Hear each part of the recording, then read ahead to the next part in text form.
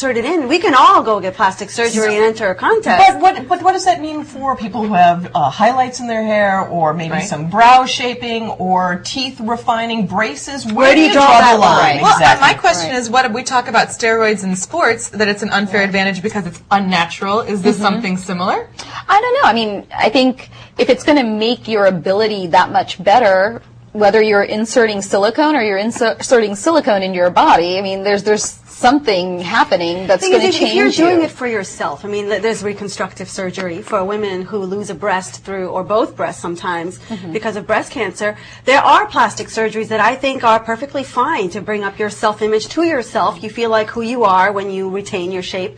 But when you're doing it for the purpose of winning a pageant, or just purely for that reason, then I have to question your moral and your ethical value system. I'm on the same page with you, Aastha. I think I have nothing against plastic surgery. You know, if someone feels that they're going to feel better about themselves by changing something about themselves, and that's something they feel they need, more power to them. My problem with this pageant thing and the fact that every Miss Venezuela has had something nipped or tucked or inserted into her body is that you're saying that you can't win without doing this. You're telling a group of people you can't win without doing this. And then the young girls watching the pageants are thinking, well, I cannot look like that unless I do this, this, and this.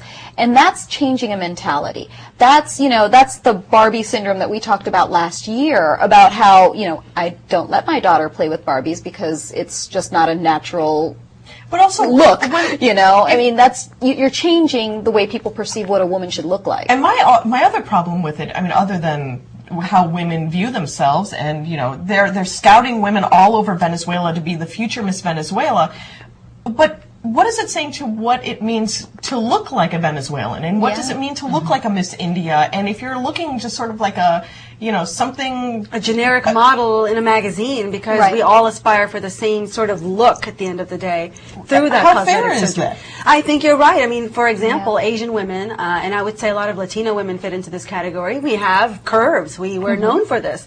And we don't look very European because we don't, first of all, we're not very tall necessarily, and our proportions of curves are what they are. They make us unique. And if you mess with that, then the fact is you are changing your heritage, if nothing else. You don't look like where you came from anymore. And I do have a problem with that. That's a very good point. Well, and what about when people go into this competition? Don't you think they're going into it with their eyes open? I mean, really, if you're going to go into the Miss Venezuela competition, don't you know what you're getting in for? I mean, like, I'm going to win on just being, who I am. Which, you know, that is a portion. If you, as a you know, former pageant contestant, but as a judge, when a young woman walks across the stage, all bedazzled, decked out with her fake eyelashes on and all that makeup and all, you know, fake pieces of hair, if she's not being true to herself and she doesn't own who she is from the inside, you can totally tell it when they're standing on stage in a swimsuit. It doesn't matter the proportions or what everything looks like. You don't even have to be in a swimsuit, right? Well, you can tell when they're in a swimsuit because they're thinking, have I made the right decisions? And they look so scared.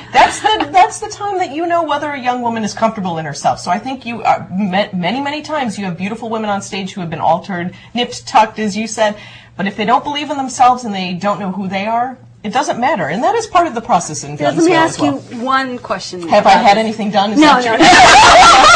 That's not the question.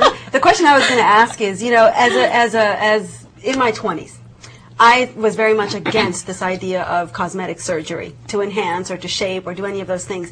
Now, as I've gotten older, my views have changed because all of a sudden I think it's okay to nip and tuck a few areas, because as you age, you start feeling more and more insecure about who you are. Maybe your body figure isn't where it used to be. And if you're successful, you have the financial means, and you do get a little nipped and tucked here and there and feel better about yourself, I'm surprisingly much more okay with it now than I ever was when in my younger days. I was curious how you all stand on this issue. I think we should be really careful to judge, right? It's very easy to sit here high and moral and say, I would never do that, and I don't understand why any woman would. Well, You've never been in that other woman's Right. shoes. You don't know how she feels about herself. You don't know her story. So we need to be really careful. I think we are prone to judging each other quite harshly, probably more harshly than men judge us. I think you're absolutely We right. judge one another. So I think probably with age we are understanding that better too. Don't you think, Aastha? Yeah, it's funny you say that. I remember seeing this cartoon where a woman is looking in the mirror. She's a perfectly shapely woman, but the mirror projecting back to her is this awfully fat woman that she's very unhappy with. They have the same man looking into a mirror, and he's a portly man, right, with the beer gut and everything, but his mirror image projection is that of a handsome man. Men don't do this to themselves. Women do. We are so body conscious, and we judge all the women around us. We'll say she's got some work done, Yeah. or, we don't like her hair, or she should wear it this way.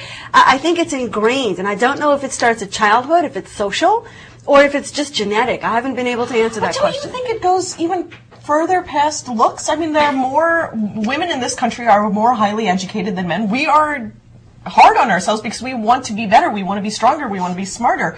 And I think that goes into everything that women do. They want to be better at everything. But I also think we're our own worst enemies. Totally. We're absolutely our own worst enemies because women will turn on each other quicker than a man will turn on a woman. And we've got beauty pageants. And, I've participated there in man one. beauty There pageants? That was there going to be my are, next but they're point. just not that big. That was going to be my next point. The media hones in on the Miss America pageant and the Miss Universe pageant, and they're, broadcast live across the universe, and everything. Any sort of man pageant, I don't even know what they're called, that's not given the same media attention as the ones for the women are. We have a governor in California who was in a man pageant. He was Mr. Universe? He was Mr. He Universe. was Mr. So, I mean, Universe, that's but pretty big. he was in a pageant. How many people watched the pageant? Well, that's true. There's not much they tuning in. exist, but it's not watched. And we're looking at these things. They've the been media replaced is by telling People's us. Sexiest Man Alive covers. There you right? go. That's what ends up happening. There you go. Is that's where you end up really getting to know these handsome men is through Hollywood, or Where through these magazines, where or the through guy on sporting the events. cover gets to wear a T-shirt and jeans. Well, I think this whole plastic surgery trend is a sign of different and more bigger things. What do you think? You could say that again. How's this for a cover? Time magazine just put on their cover, "Who needs marriage?" And there have been a lot of articles and news lately about marriage and the fact that it seems to be a dying phenomena. But let me read you this quote from this article. "Getting married is a way to show family and friends that you have a successful personal life. It is like the ultimate merit badge." But the reality is, our institution of marriage seems to be fading. If you look at just what the patterns were 30 years ago, people were getting married younger. They were getting married in droves, and that was the logical next step people did after finishing high school, which was the point. Now what has happened is a lot more women are going to college. A lot more women are entering the workforce, and consequently they're delaying marriage, or rather marriage in general is just getting delayed, period, to after the point that we are all pretty much successful in our careers. And at that point, a lot of people just wonder what the practicality of marriage is anymore. The usual reasons to enter it, which was for stability, to raise kids, to have a dual income take us forward, those reasons just aren't there anymore. I read this article and I felt both encouraged and saddened at the same time. Well, I think it varies a lot geographically too, because I have European friends who are like, yeah, marriage is so yesterday. I mean, they really, people don't get married as often. It's not just about delaying marriage to a later time. It's just choosing not to get married at all. Maybe even living in partnership with someone, having children with someone, and not being married. So the question is, if you don't need that marriage certificate to have